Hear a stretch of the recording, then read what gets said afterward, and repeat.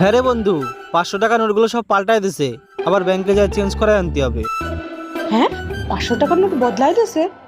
ওর কাছ থেকে যে টাকাগুলো চুরি করে রাখছিলাম, তাহলে তো ওগুলোও বদলাতে হবে।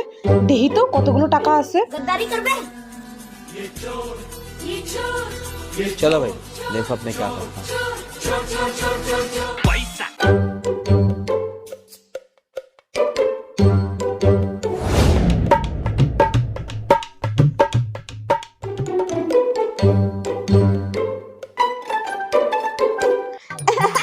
পাঁচশো টাকার নোটগুলো তো সব বদলাই দিচ্ছে না।